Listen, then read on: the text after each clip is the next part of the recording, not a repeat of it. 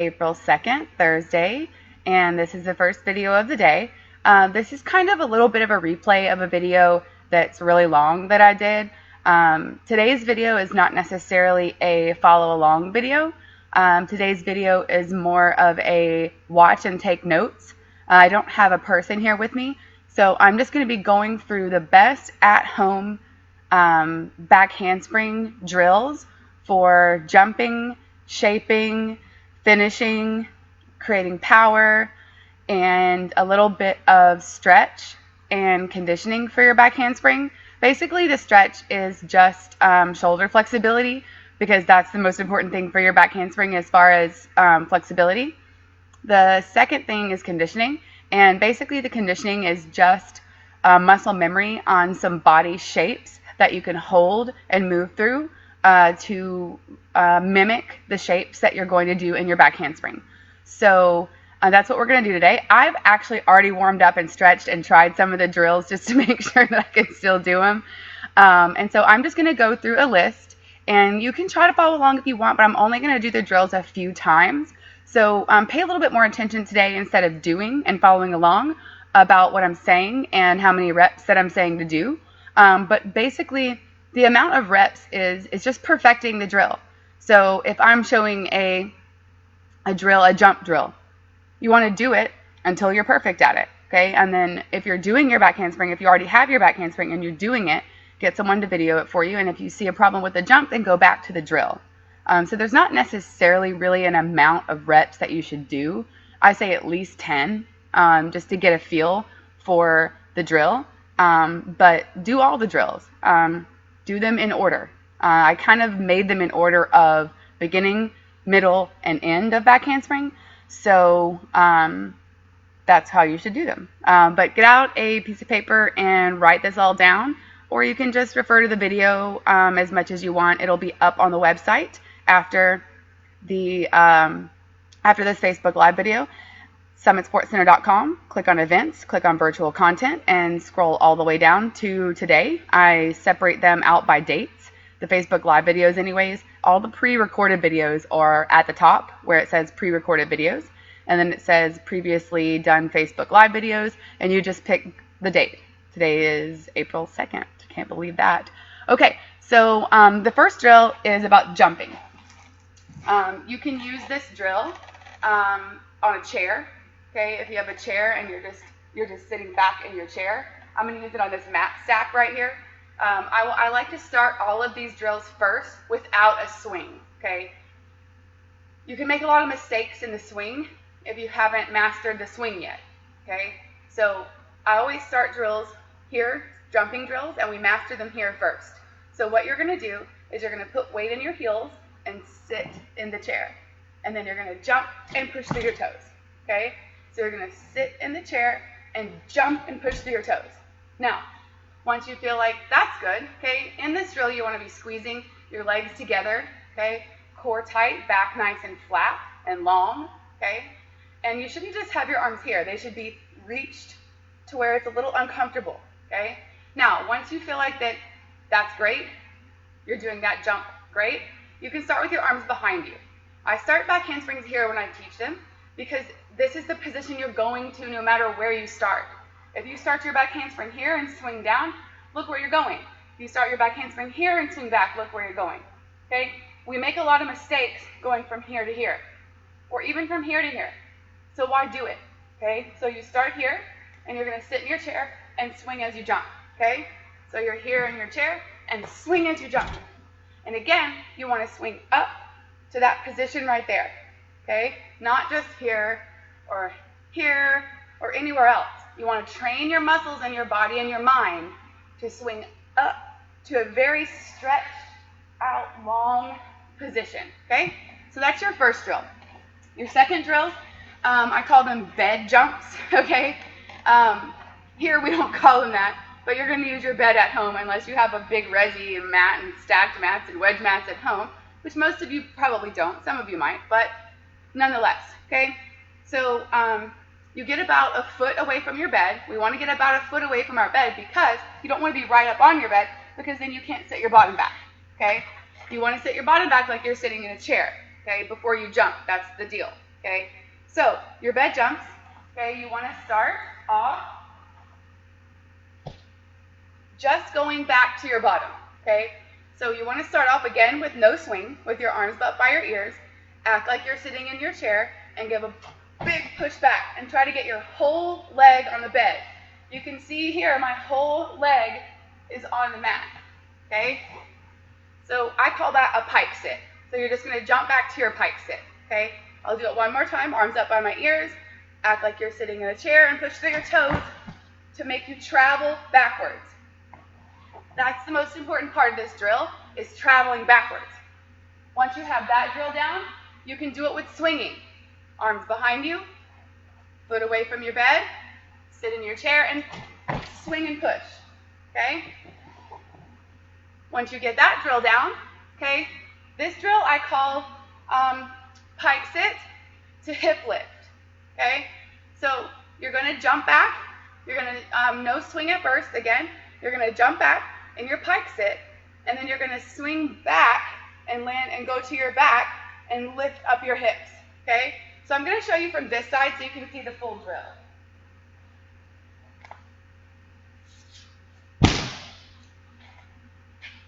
So again, a foot away from your bed, arms up, sit in your chair, push the pike sit, lift and hips up. And my bottom is actually off the mat. Okay, I'll do it one more time. Arms up, arm back, push, up. Well, I didn't go to pike sit that time. Okay, so that's the next drill basically, okay? So once you get that, and you feel like you're good with that, you can always have someone video it for you.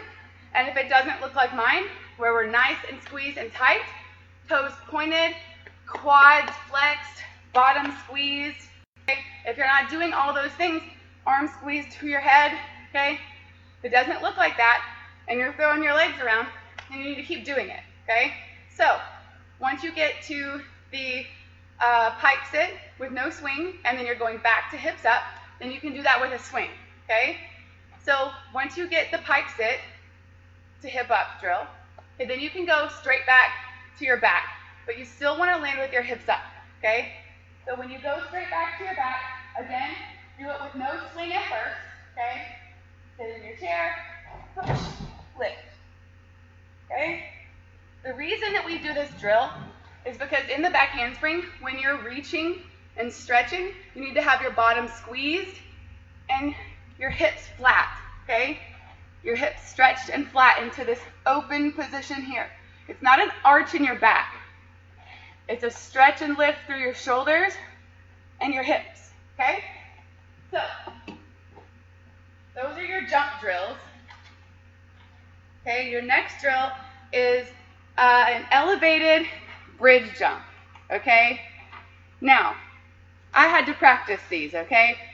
So my elevation here is very high, okay? Because I am 38 years old and don't have the flexibility that I used to, okay?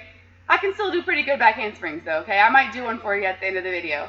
However, your elevation doesn't have to be this high, okay? So these are called elevated bridge jumps.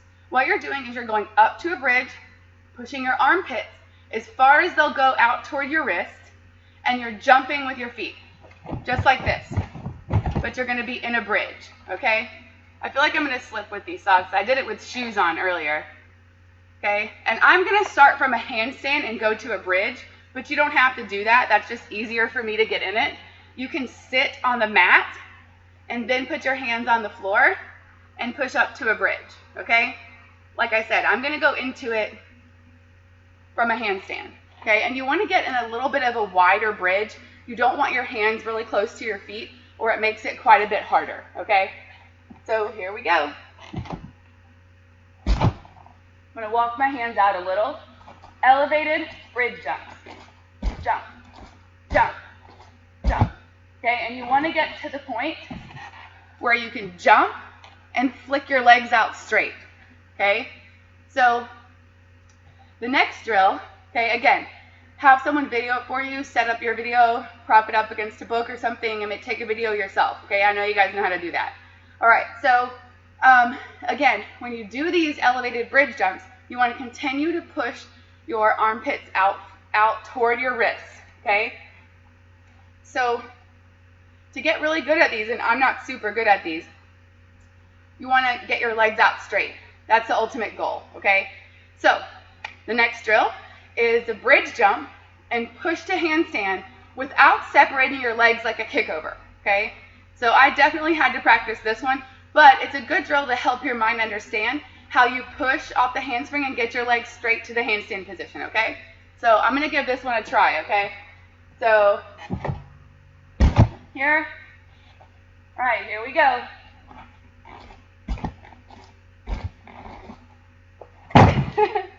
All right, I don't know what that looked like. I'm sure it wasn't as good as you're going to make it look after you practice, okay?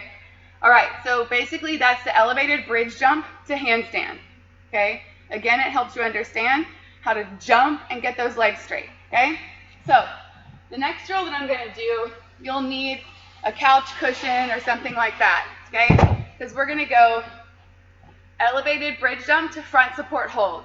Now, front support hold is like a plank, okay, on your hands, but you're making a bowl with your chest, and you have your hips tucked under, and you're like this, okay? It's not quite hollow, but it kind of is, if you're used to the word hollow. But I call it front support because you're really supporting your body weight and pushing up from the floor, okay? Making a bowl with your chest, flat hips, belly tucked under, okay? Hips tucked under. So I'm going to do the elevated bridge jump to handstand hold, and I'm going to pull to front support. Why you want the mattress here is because it doesn't feel great if you're not in super control of that handstand to front support. That's why you want the mattress or couch cushions or something there, okay? So here we go. And I didn't practice this one, so give me a break.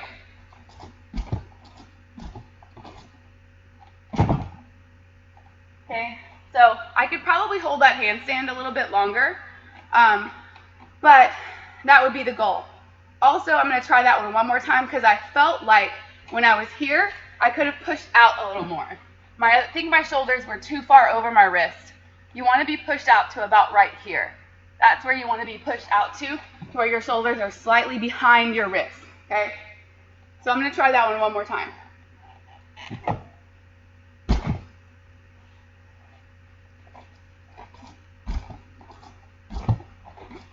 Oh. I know my knees were really bent on that one. All right, so there's that. The next drill are some of my favorites.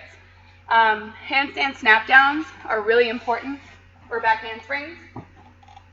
So I'm going to do a few. The first part of the handstand snap down that you need to understand is that you have to get all the way up in your handstand, okay? So you're going to kick up to your handstand. I'm going to have my hands a little bit far away from the wall, okay? You can do this on a wall. This is your wall. I'm going to turn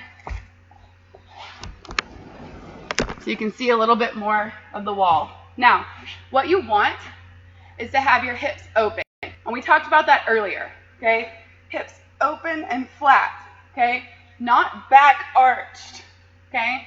Yes, if your back is arched, yes, your hips will be open and flat. However, that's not what you want. It's not a back arch, okay? It's an open shoulder and open hip position, okay? That's what's creating power from you being open to you pushing to the front support position in handstand and snapping up. They call it snap downs, but it's really a snap up. You're really pushing up with your upper body and pulling your feet like you're going to push them out, but then scooping them under for that power, okay? Right now, I'm just going to show you the first drill before we really get to handstand snap downs, okay? It's an open hip position, okay, to a front support hold, okay? So you're going to get your mattress or your couch cushions. Again, you want your hands kind of far away from the wall so that you can get that open position, but not far enough away from the wall, not too far, because you don't want to split your legs like you're coming out of a handstand. You want your feet to act like you're tied together, like your feet are tied together. So you'll just kind of have to find that position that works for you where you can stay open, but you don't have to separate your legs coming down, okay? So here we go. See, I'm open right here. Now what I'm going to do is I'm going to push my shoulders out forward and then pull up to the front support position, okay? So I'm not pushing my feet off the wall to get down, okay? I'm pushing my armpits open toward your mattress, okay? That's what's giving you that initial power to go ahead and push and snap, okay? And do it one more time. I'm a little further away this time. Okay, now my butt is squeezed, my hips are open, and now I'm going to push my armpits. And boom, front support, okay? You want to be in front support before your feet land, a good bit before your feet land, okay? Now, when you do the snap down, you don't have to put your feet to the wall. You can, it's just really hard, okay? So once you get used to the snap down, then you can do that, okay? So now, here's the handstand snap down.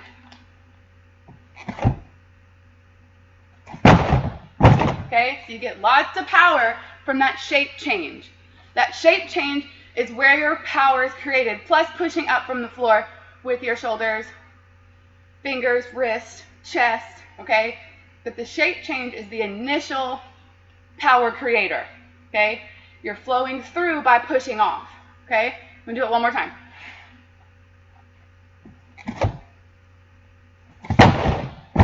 And I'm on a rod floor, so I'm getting a really big rebound. Little cheaty, but you know. Okay, so handstand snap down. Now another drill is to help you understand how to push up from the snap down or from the back handspring when your hands are on the floor, okay?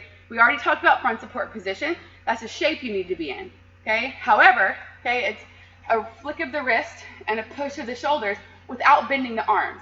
A good drill for that is to stand against the wall, get in your front support position, fall forward, and only push through your chest and flicking your wrist, okay?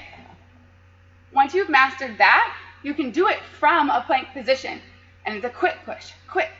So you're here like this, quick, and you're just kind of flicking the wrist, okay? That's a much harder drill, but very beneficial. The last drill that I really like to do doesn't really have anything to do with the end of the back handspring per se.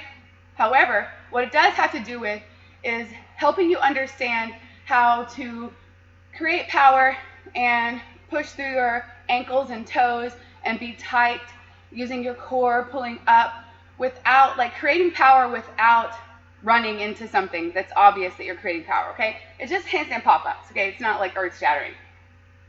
But it does help you understand how to use your ankles just like we're using our wrists, okay? So it helps you maybe at the end of your back handspring or going into it from a round off or at the end of a round off to continue that power, okay, by pushing through your toes. So it's just a handstand pop-up, boom, boom, boom, okay? And if you get really good, you can snap down from there, okay? So it just helps you to understand how to flick your ankles by pushing through your toes, just like we were talking about doing it with your wrist, okay? So those are the best at-home back handspring drills, okay? And I told you I was going to do a back handspring, so here it is. Now that I've done the drills and I'm all nice and warmed up, we'll see how this looks, okay?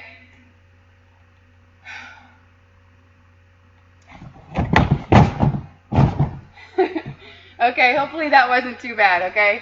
All right, so now we're going on to the stretching portion, okay? Having a good bridge is very important, not because of back flexibility, but because of shoulder mobility, okay? So stretching your shoulders is very important, okay? We've talked about the bridge position till I'm just about blue in the face, okay? But just in case you haven't seen those other videos, we'll talk about it again, okay? I'm going to do my bridge from an elevated position again because my bones don't like doing bridges on the floor.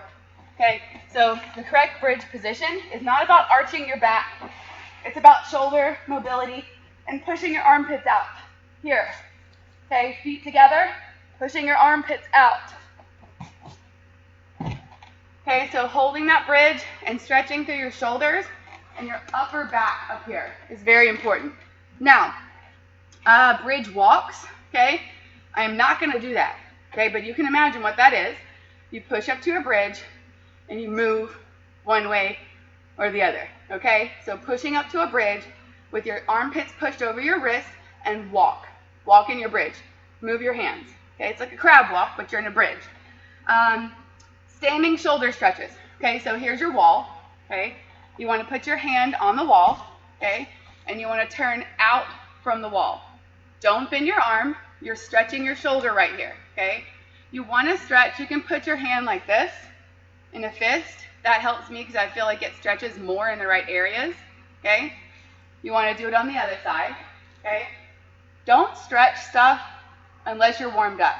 Okay, don't just get out of bed and start stretching. Okay, you need to do like 30 jumping jacks, burpees, all kinds of stuff. Okay, so you want to get your body warm before you start stretching. Okay, so shoulder flexibility, more shoulder flexibility. So there's the bridge walks, the wall stretch. Okay, this is a good stretch. We need this right here as well as right here. Okay, so another one is you interlock your fingers in the back.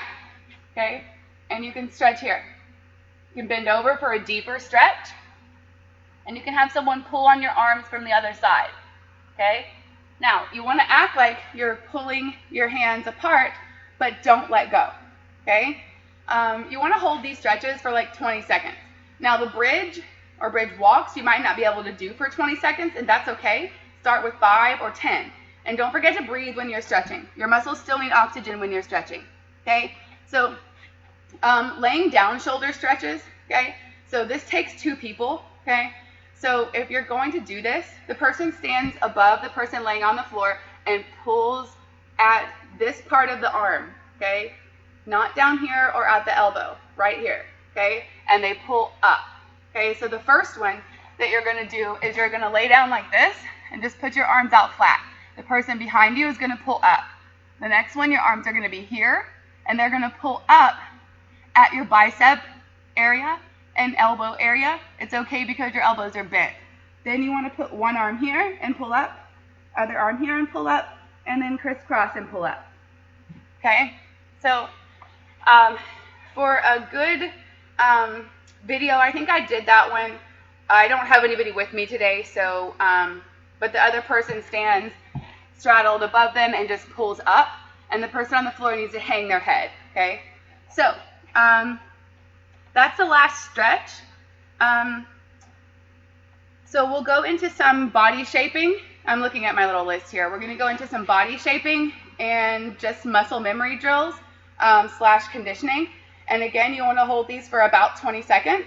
The stronger you get in it, the more you can do. But again, it's about repetition and mastering this, mastering the stretches, mastering the drills. So there's not necessarily a number that you should do. Just do them and master them.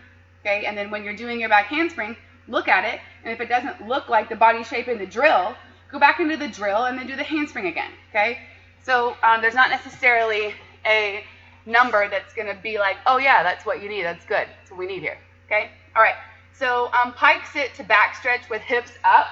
You'll need your couch cushion.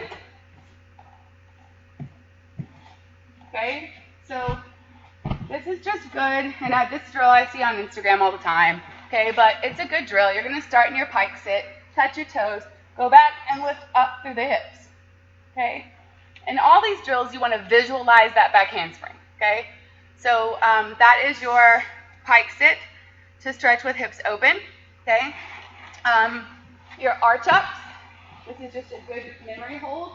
Okay, it's if you flipped me over. Okay, this is how you would be stretching into that back handspring. Okay, if you flipped me over in the air, that's what I should look like. Say that's the arch up hold. Okay, then you want to move in it.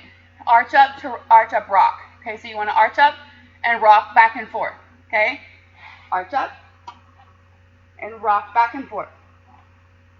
Okay, I have my feet pointed, my legs straight, they're together, my butt squeezed, my arms are up, touching my ears, covering up my ears. My head is not hung and my head is not up. My head is neutral.